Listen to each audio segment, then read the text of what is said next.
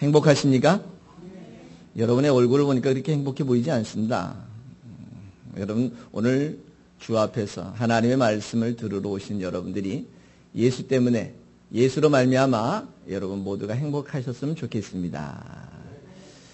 행복할 수 있는 좋은 방법이요. 어떤 방법일까 이렇게 생각을 해보면은 그 행복이라는 개념이 뭘까를 이해하면 됩니다. 사람들은 행복해야 된다. 나 행복해 라고 이렇게 얘기하면은요, 기준이 어떻습니까? 뭐 잘 먹으면 행복하다.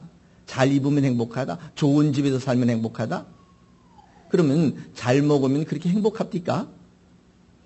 잘 먹어서, 너무 잘 먹어서 여러 가지 질병이 생기잖아요. 잘 입어서 좋은 집에 산다고 그렇게 행복한가요? 행복이라는 기준은 우리가 먹고 마시고 사는 것이 있는 것이 아니라 여러분의 마음이 행복하면, 내가 좀 못 먹어도, 못 가져도, 못 입어도, 좋은 집에 못 살아도 여러분은 이곳에서 주님을 만나는 행복이 있어질 수 있기를 부탁드리겠습니다. 근데 교회 나오면서도 이렇게 행복하지 못하는 이유들이 뭘까요? 그 교회에서 전해지는 예수님이 제대로 이해가 안 되는 거예요. 교회에 나와서 예수를 만나러 왔고 예수가 무엇을 원하시는지, 나를 구원하실 수 있는 그분이 과연 나를 통해서 무엇을 하시려는지 이런 것들을 이해하고 여러분들이 쫓아간다면 어떨까요? 교회에 나오는 게 즐겁죠. 예배하는 게 즐겁고 말씀 듣는 게 아주 행복한 시간이 될 겁니다. 그런데 대체적으로 그분의 원하심을 전하기보다는 어떻습니까? 각각 자기의 생각을 전하는 경우가 비일비재하다 보니까 사람들이 들을 때마다 그것의 본질적 의미를 찾기보다는 부분적 의미, 문자적 의미, 또 그곳에서 정말 말하려고 하는 그분의 생각을 찾기보다는 어떻습니까? 자기 생각을 거기에다가 합해가지고 은혜 입었다. 만약에 자기 생각과 맞지 않으면 어떻습니까? 오늘 은혜가 안 됐다. 이렇게 생각을 하기도 하잖아요. 언젠가 한번은 시를 이렇게 읽어보았습니다. 근데 제가 시를 읽을 때 이 시가 너무 어려운 거예요. 도저히 그 시에서 무엇을 얘기하려고 하는지를 이해를 못했습니다. 그런데 마침 그 저자를 만나게 됐습니다. 그 저자가 자기가 시를 쓰게 된 배경에 대한 설명을 합니다. 자기가 정말 행복하게 살았는데 어느 날 자기와 같이 살던 아내가 먼저 이 세상을 떠나고 난 다음에 그 아내를 그리워하는 마음을 가지고 쓴 시였었어요. 그러니까 우리는 문자적으로 그 시를 이해하려고 하니까 이 사람이 왜 이 얘기를 했지? 이게 무슨 뜻일까? 너무 어려웠지만 저자의 상황과 저자가 어떤 마음을 가지고 이 시를 썼는지를 알고 나니까 그 시가 그렇게 감동스러울 수가 없고, 그 시를 읽으면서 야, 내 아내한테 너 더 잘해야 되겠구나. 내가 내 남편에게 더 잘해야 되겠구나. 정말 떠나고 나니까 너무 아쉽고 그동안 미련도 남았고 잘 못해준 것에 대한 안타까움을 그 시에다 다 표현한 거예요. 그 시를 보고 나니까 또 그 저자의 그 이야기를 듣고 나니까 그때부터 시가 이해가 되더라고요. 시가 어렵다 그러지만 막상 그 쓰는 사람의 생각만 이해한다면 그것처럼 아름다운 표현과 아름다운 내용들이 없다는 것입니다. 그래서 항상 여러분들 문자적인 것, 쓰여진 시의 그 구절만 쫓아갈 것이 아니라 그 시를 쓰는 사람의 생각을 찾아볼 수 있다면 여러분들도 모두가 시인이 될 수가 있고요. 여러분들도 여러분의 인생에서 정말 아름다운 시를 써서 여러분의 마음을 여러분처럼 어려운 이웃들에게 전해줄 수 있다는 걸 기억하면서 항상 그 내용을 볼 때 항상 그 생각을 할 때마다 그 쓴 사람의 생각을 놓치지 않도록 항상 지혜롭게 하나님의 사람으로 살아가실 수 있기를 부탁을 드리겠습니다. 근데 이제 여러분은 우리가 예수를 믿고 있잖아요. 오늘 본문 같은 경우도 굉장히 난해합니다. 과연 오늘 예수님이 십자가를 지러 가고 이제 죽으러 가는 겁니다. 근데 죽으러 가는데 그 죽으러 가는 그것을 안타까워하고 울고 있는 여인들 보고 예수님 뭐라 했냐면, 야, 울지 마! 이렇게 얘기를 합니다. 보통 우리 미풍 풍속에는 어떤 게 있어요? 만약에 부모님이나 뭐 누가 돌아가시게 되면 어떻게 합니까? 많이 울어줘야 이분이 어떻게 된다고 얘기합니까? 좋은 데로 간다고. 그래서 곡하는 사람을 전에는 돈을 주고 사기도 했습니다. 지금도 대만이나 중국계 쪽으로 가면은요, 누가 돌아가시면은 일부러 곡을 하는 사람을 사다가 그 사람으로 하여금 하루 종일 울게 합니다. 그러면 동네 사람들이 아이고 저 자녀들이 얼마나 안타까운 마음을 가지고 있을까. 그러면 그 곡하는 사람은 그 시간이 딱 끝나면 어떻게 되는 줄 아시죠? 돌아서서 자기네끼리 농담하고 웃고 즐기고 시커 먹고. 왜 먹냐 그러니까 내가 힘이 있어야 또 울어준다는 거죠. 이게 보통 사람들의 곡하는 의미의 내용들이지요. 그런데 실제적으로 그렇게 누군가가 사랑하는 사람이 죽었을 때에 대한 안타까운 마음은 늘 있잖아요. 좀 더 잘해줄 걸, 좀 더 잘해서 편안하게 살게 도와줄 걸 하는 아쉬움이 늘 있습니다. 그러다 보니까 그분과 헤어지는 것에 대해서 안타까운 마음으로 눈물을 흘리기도 하고요. 어느 때는 안타까운 마음으로 좀 더 잘해주려고 하는 미련과 아쉬운 마음으로 같이 그 슬픔을 나눠주기도 하지요. 그런데 오늘 그런 보편적 삶입니다. 보편적 삶이에요. 정말 죽고 난 다음 천국이 있어. 이렇게 얘기를 합니다. 맞습니다. 천국은 갑니다만 다만 우리가 서로 헤어지는 것이 아쉽고 좀 더 잘해주지 못한 것에 대한 아쉬움이 남아서 또 영영 같이 신앙생활하지 못하는 육체로 있을 때 함께 나누지 못하는 것에 대한 아쉬움이 남아서 우리는 눈물을 흘리기도 하고 슬퍼할 수도 있다는 것입니다. 그런데 오늘 예수님은 아주 전혀 엉뚱한 말씀을 하십니다. 뭐라고 말씀하시냐면은 여인들아 나 죽는 것 때문에 울지 마 이렇게 얘기합니다. 나 죽는 것 때문에 울지 마. 참 중요한 내용을 얘기합니다. 나 죽는 것 때문에 울지 마. 여인들은 왜 울고 있어요? 예수가 죽는 것 때문에 울고 있습니다. 그런데 오늘 예수님은 야, 나 죽는 것 때문에 울지 말고 도리어 누구를 위해서 울어라 라고 이렇게 얘기하면 너희 자녀와 너희 이웃들을 위해서 울어라. 운다는 얘기는 슬픔을 표현하는 것입니다. 정말 안타까움을 표현하는 것입니다. 정말 아쉬움을 표현하는 것이지요. 그런데 왜 오늘 예수님은 당신을 위해서 울지 말라고 이야기한 이유가 뭘까요? 오늘 그러면 이렇게 생각해 봅시다. 이 여인들이 왜 울었을까요? 이렇게 한번 생각해 볼까요? 우는 이유는 여러분 다 알고 있잖아요. 그렇죠? 그런데 이 여인들이 우는 그 내용들 가운데는요, 감추어진 또 다른 생각이 있습니다. 어떤 것이냐면 예수님은 오늘 당신이 십자가 지는 것이 힘이 없어지는 것도 아니고 죄가 있어서 지는 것도 아니고 능력이 없어지는 것도 아닙니다. 이 십자가를 지는 것은 하나님의 놀라운 계획을 이루시기 위해서 야 내가 먼저 십자가 질 거야. 십자가 지고 난 다음에 내 또 다른 것을 보여줄게. 내가 또 다른 계획이 있어. 라는 것을 보여주시면서 말씀하시면서 몇 번이나 말씀하시면서 이 십자가 지는 것에 대해서 부끄럽게 여기거나 이 십자가가 결국 실패의 모습이 아니라 너희들에게 또 다른 걸 교육해 주겠다라고 하는 계획을 몇 번씩이나 예고하고 계시다는 거예요. 예고하고 계시다는 거예요. 우리가 다른 말로 예언한다라고 이렇게 얘기하면 참 좋은데 요즘은 뭐 너나 나나 예언에 뭐 은사가 있다라고 이렇게 얘기를 해가지고 이 예언의 단어라는 걸 좀 빼려고 합니다. 무슨 예언을 한다라고 이렇게 얘기해 보면은요, 그 예언이 전부 다 어떻게 합니까? 개인의 기류과 화복이야. 이사를 어디로 갈까? 교회를 나올까 말까? 예언해보니까, 기도해보니까, 이런 일들이 어디 있겠어요?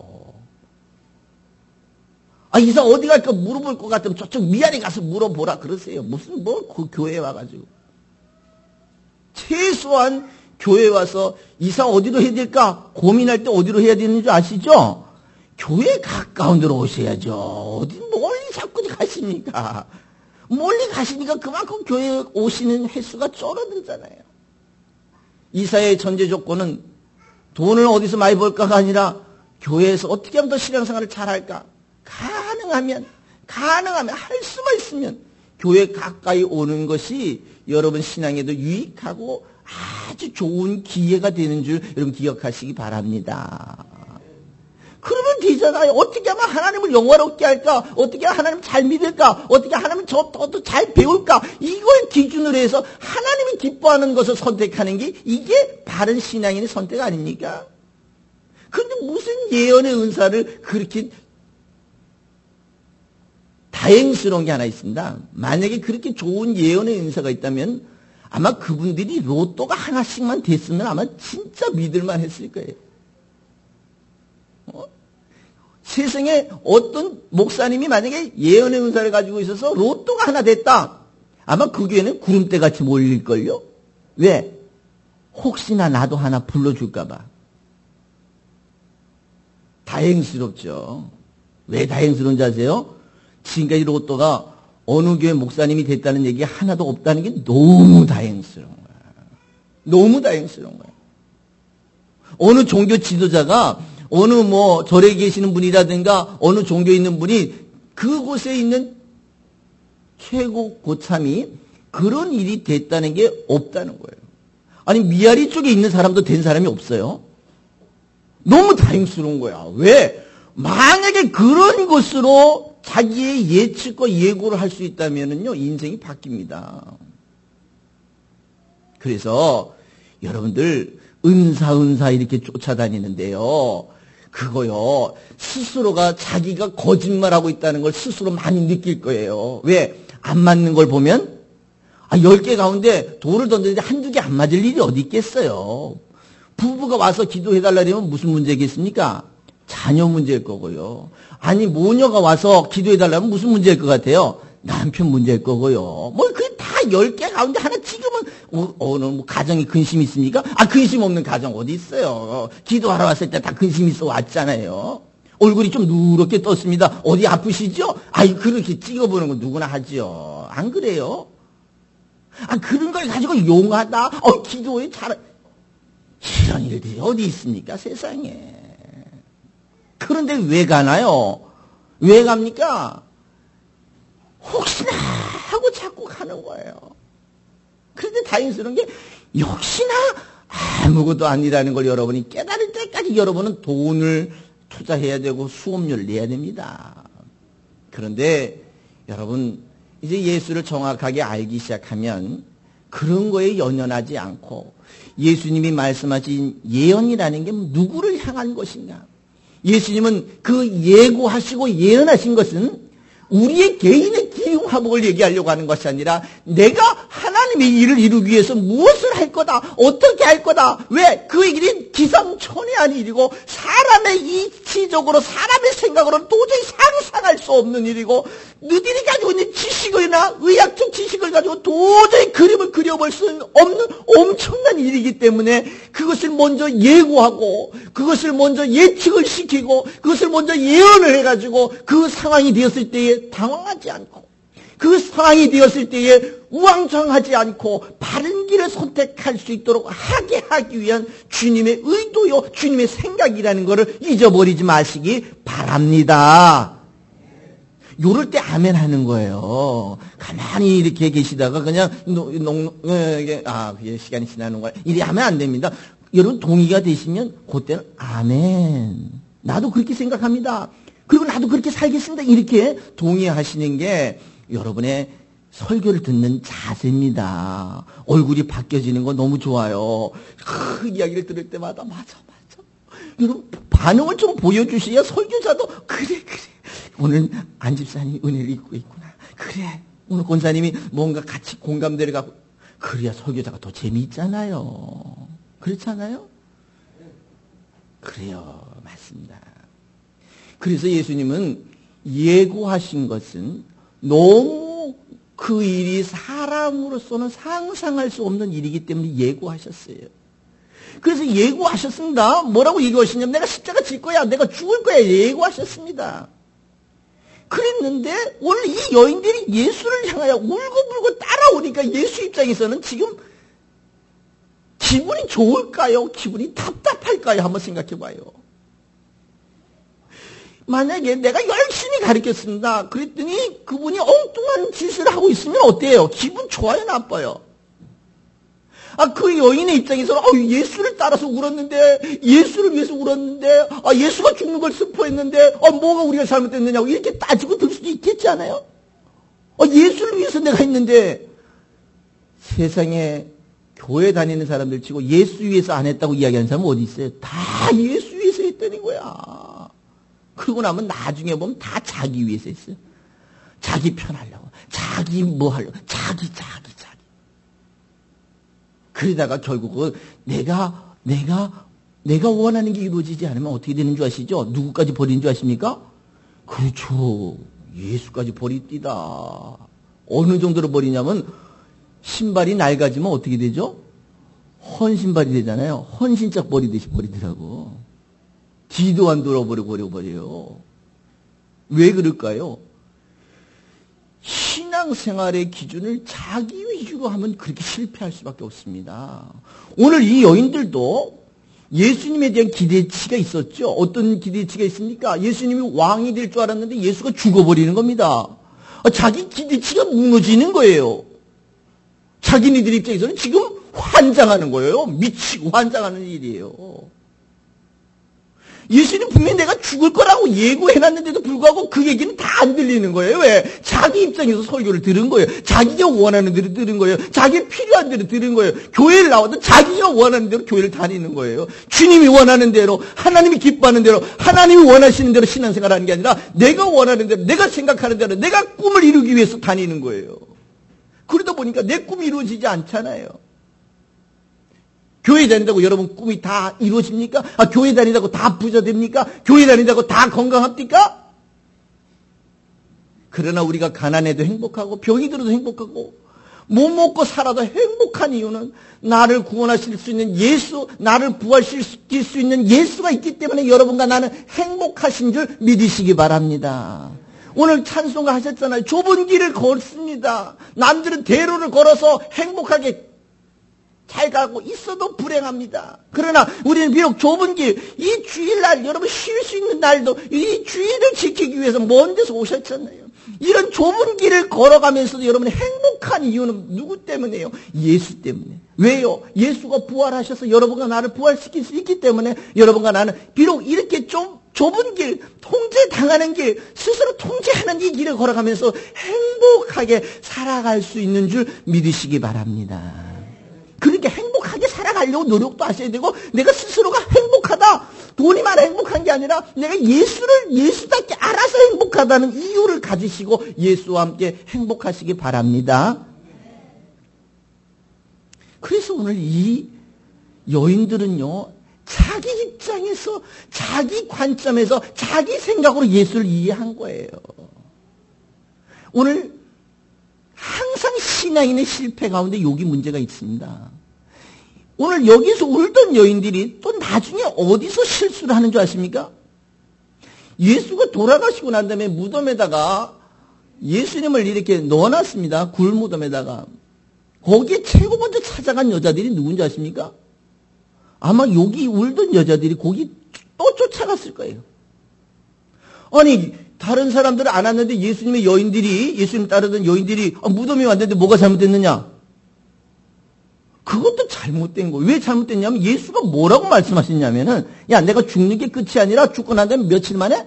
3일 만에 어떻게 해서 부활해서 어디로 가겠다? 갈릴리로 가겠다. 얘기했어요, 안 했어요? 그러면 만약에 이 여인들이 그 말씀을 자기 입장에서 이해하지 않냐고 정말 말씀하시는 그분의 입장에서 이해했더라면 이 여인들 어디로 가 있어야 되는 줄 아십니까? 갈릴리로 쫓아가야 되는 거예요. 무덤 가봐야 소용이 있어요, 없어요? 쓸데없는 짓 한 거예요. 쓸데없는 짓 한 거예요. 왜 신앙을 실패할까요? 3년, 4년 쫓아다녔는데도 불구하고 왜 이렇게 중요한 시점에서 신앙이 실패자가 되는 이유가 뭔지 아십니까? 말씀하시는 그분을 생각하지 아니하고 자기가 원하는 대로 생각했기 때문에. 말씀을 들을 때 주님을 만나려고 예수를 배우려고 오지 아니하고 내가 어떻게 하면 편할까? 내가 어떻게 하면 복받지? 내가 어떻게 하면 건강해지?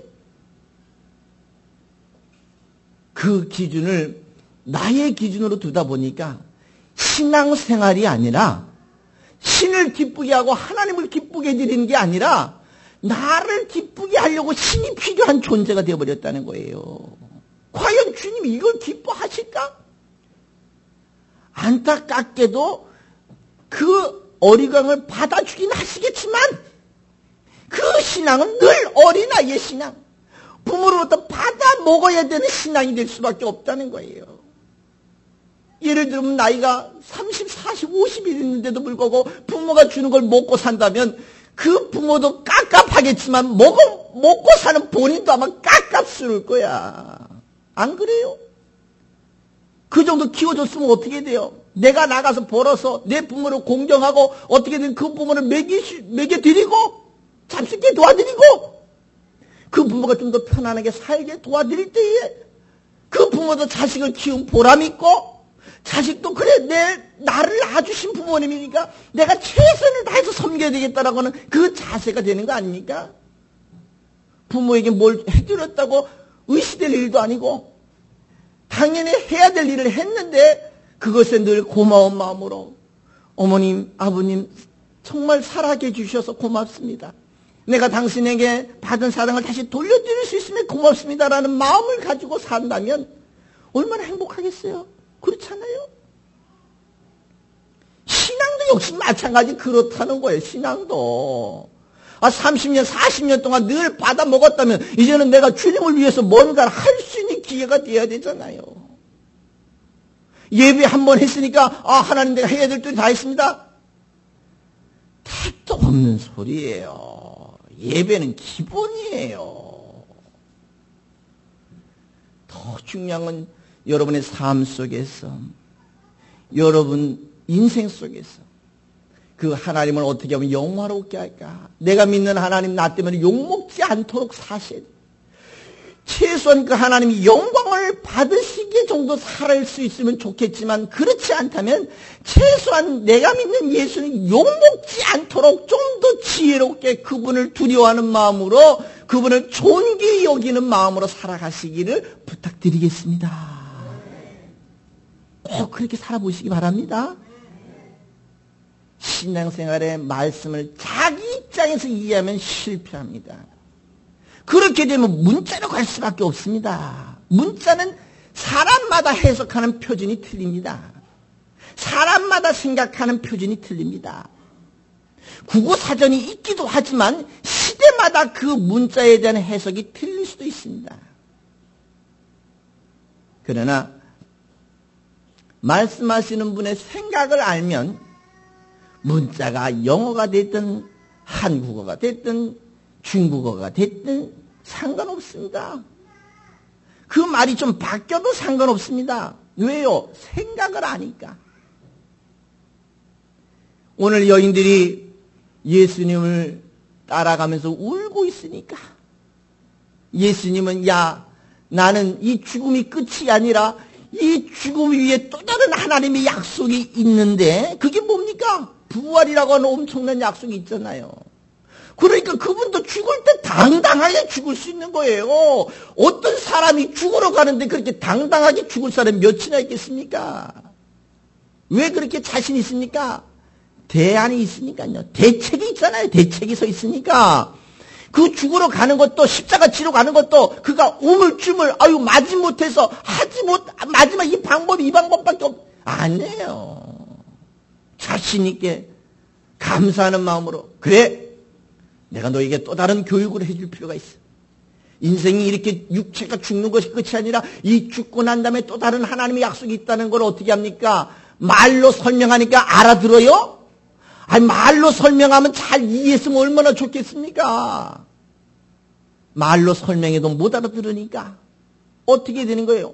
보여줘야 되잖아. 보여줘야 되는데 여기 나사로를 갖다가 보여주면 어떻게 될 것 같습니까? 이것도 제 얘기입니다. 제 얘기. 나사로 얘기예요. 죽은 과부의 아들을 살려주는 것도 가능하잖아요. 회당장의 딸을 살려준 것도 있었잖아요. 보여줬는데도 불구하고 어떻게 얘기합니까? 그건 나사로 얘기라는 거예요. 나사로 얘기. 그 친구를 살릴 수 있는데 니는 살할 수 있냐는 얘기. 니는 살 수 있냐는 얘기입니다. 어떻게 해요? 예수님은 그래 내가 보여줄게. 세상에 수많은 종교 지도자들이 이렇게 얘기했습니다. 내가 보여주겠다고. 지난번에 며칠 전에 돌아가신 어떤 분도요, 내가 보여주겠다고 하십니다. 아마 그분들이 얘기하는 천상에서 아마 그분도 기다리겠다고 이렇게 얘기합니다. 모든 종교 지도자가 내가 보여주겠다고 얘기합니다. 대안이 있다고 얘기합니다. 그러나 다행스러운 게 하나가 있는데 그게 뭐냐면 어떤 종교 지도자도 그 대안을 보여준 적이 없다는 거예요. 다행스러운 거예요. 만약에 보여준 사람이 두 사람만 되더라도 어떤 문제가 있을 것 같아요? 이게 어떤 게 진짜인지 이거 골라야 됩니다. 그런데 다행스럽게 그 대안을 보여준 지도자는 한 사람도 없다는 게 여러분과 나에게는 너무 다행스러운 거야. 너무 다행스러운 거예요. 왜? 헷갈리지 않고도 선택할 수 있잖아요. 고민하지 않고도 선택할 수 있잖아요. 그런데도 불구하고 이렇게 좋은 예수를 선택하지 못하는 것은 교육의 부재입니다. 이렇게 비교해서 설명해 준 예수에 관한 기준을 우리가 못 정했기 때문에. 그럼 무슨 문제가 있을까요? 못 배웠기 때문에. 못 배울 이유는 뭘까요? 안 가르쳐 줬으니까. 그러나 이제 여러분을 배웠으니까 이 정확한 기준을 가지고 예수가 십자가 지러 가는 일에 울고불고 쫓아갈 일이 아니라 뭐라고 얘기해야 되는지 아시죠? 여러분 같으면. 여러분 같으면 뭐 어떻게 하실 것 같습니까? 아마 저기 김 집사님 같은 경우는 아마 프랭카드 하러 갔다 왔을 것 같습니다. 뭐라고요? 환영. 예수 십자가에 죽으십니다. 이렇게 하냐? 아마 프랭카드 맞죠? 어떤 사람은 See you again 이렇게 얘기했을 거예요. 뭐라 그러냐? 주님 당신 말씀했으니까 우리 좀 이따 봅시다. 어디서? 거기 앞 밑에 다리가 이렇게 얘기했어요. 갈릴리에서 See you again. 갈릴리에서 다시 봅시다. 이렇게 프랭카드 걸고 아마 예수 십자가 지고 갈 때 여러분 뒤에서 하늘 가는 밝은 길이 아마 이렇게 찬송하면서 보내드렸을 거예요. 그러고 난 다음에 십자가 딱 돌아가시고 나면 어떻게 합니까? 둘러 뛰어가지고 어디까지 가 있을까요? 갈릴리로 가 있을 거예요. 누구를? 왜? 말씀을 기억했으니까. 기억한 사람과 기억하지 못한 사람의 차이는 이런 차이가 있다는 거예요. 엄청난 차이예요. 예수가 죽는 거에 대한 울고불고 하니까 예수님이 뭐라 하신 줄 아십니까? 얘들아, 나 죽는 거 슬퍼하지 말고 중요한 것은 나를 죽이는 일에 지금 누가 동참하고 있습니까? 오늘 이 울고불고하는 그 여인들의 자녀들과 그 울고불고하는 그 여인들의 이웃들은 지금 예수를 죽이면서 잔치를 벌이고 있어요. 이 예수를 죽이는 일에 혈안이 되어 있고요. 예수를 죽이는 일에 인생을 걸고 있습니다. 그러고 난 다음에 예수가 십자가에 달려 죽고 난 다음에 어떻게 합니까? 야, 너무 잘했어. 너무 잘했어. 하나님을 욕먹이는 신성 모독의 죄를 지은 사람을 하나 죽였구만. 그 친구들이 얘기하면 이단 하나 죽였다라고 이렇게 얘기할 겁니다. 그러면서 그 친구들은 어떻게 합니까? 축제예요. 축제라는 얘기는 예수를 부인한다는 거죠. 그러면 예수를 부인한 결과는 어떤 결과를 얻을지 여러분 뻔하잖아요. 어떤 결과를 얻어요? 사망이라고 하는, 지옥이라고 하는, 영벌이라고 하는 엄청난 결과를 얻잖아요. 예수와 상관없이 살거나 예수와 전혀 무관하게 살거나 예수를 모르고 예수와는 전혀 담 쌓고 살아버릴 경우에는 어떤 결과가 없습니까? 사망이라는 결과를 얻잖아요. 그렇잖아요? 그러니까 그 여인들이 그 자녀들이 사망당할 걸 살아있어서 행복한 것이 아니라 이 살아있는 동안에도 하나님을 모르고 살고 죽어서도 하나님을 모르고 돌아간다면 그 인생의 끝은 불을 보듯 뻔하기 때문에 그 부모로서는 그 어머니로서는 그 자녀를 위해서 어떻게 해야 합니까? 울으라는 얘기, 울으라는 얘기는 어떻게 합니까? 슬퍼하라. 내 자녀가 영영 지옥에 떨어질 것을 슬퍼하라는 얘기예요. 나만 예수 믿고 천국 갈 것이 아니라 아직도 예수 모르고 살고 있는 그 사람을 위해서 우리는 눈물을 흘려줘야 되고 그 사람을 위해서 안타까운 마음으로 사랑의 편지도 써줘야 될 것이고 그 사람에게 예수 한번 믿어보라고 권면도 해야 될 거예요. 그런데 여러분은 어떻게 하고 있어요? 우리는 민주주의 국가에 살고 있기 때문에 신앙은 뭐라고 얘기합니까? 자유라. 여러분 그 말이 동의하십니까? 대한민국에 살고 있으면 그래요. 신앙은 네 멋대로 가도 됩니다. 그러나 예수는 필수입니다. 왜 예수가 필수인지 이제 우리가 설명했잖아요.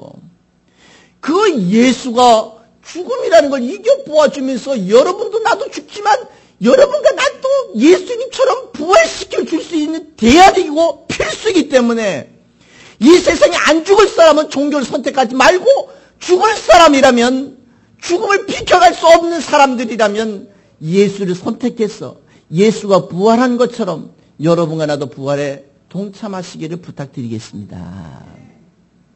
그래야 되는 거예요. 그런 대안이 있기 때문에 우리는 이제 더 이상 예수를 내 입장에서 믿는 것이 아니라 예수를 그분의 입장에서 시를 읽을 때 내 입장에서 이해하려고 하지 말고 저자가 쓴 사람의 생각을 들어서 그 사람의 생각을 이해한다면 여러분과 나도 그냥 몸만 왔다 가는 인생이 아니라 정말 예수를 만나고 돌아가는 행복한 인생이 되는 줄 믿으시기 바랍니다. 그래서 이제는 우리가 누구를 위해서 울어야 할까요? 먼저는 나 스스로의 영혼을 위해서 우세요. 그동안 하나님 정말 주님을 내 종처럼 써먹은 것에 대해서 여러분 통회하고 자복하고 돌이키셔야 합니다. 주님은 여러분에게 종이었습니다만 그러나 여러분조차도 예수님을 종처럼 써먹다 보면 여러분의 문제를 해결해주는 해결사로 써먹다 보면 정말 여러분은 인생의 끝에서 실패자가 될 수 있습니다. 뭔가 힘들면 주님, 고통스러운 주님, 행복할 땐 주님은 어디가 있습니까? 기쁠 땐 주님은 어디가 있어요? 이제는 여러분 스스로가 이제는 주종의 관계를 정확하게 정립하셨어요. 따라해 봅시다. 나의 존재 가치는 나를 구원하실 하나님을 위해서 사는 것입니다. 이제부터는 주님을 여러분의 종처럼 써먹지 마세요. 교회가 여러분의 종입니까? 목사가 여러분의 종이에요? 안 그래요? 여러분의 영혼을 예수께로 이끌어주는 서번트, 섬기는 자는 맞지만 여러분조차 종으로 써먹어서는 여러분은 그 가치를 잃어버리는 거예요. 이제는 정말 예수를 기쁘게 해드리는 그러한 거룩한 하나님의 사람이 되도록 스스로 다짐하시고 스스로 결정하시고 스스로 선택하실 수 있기를 부탁드리겠습니다.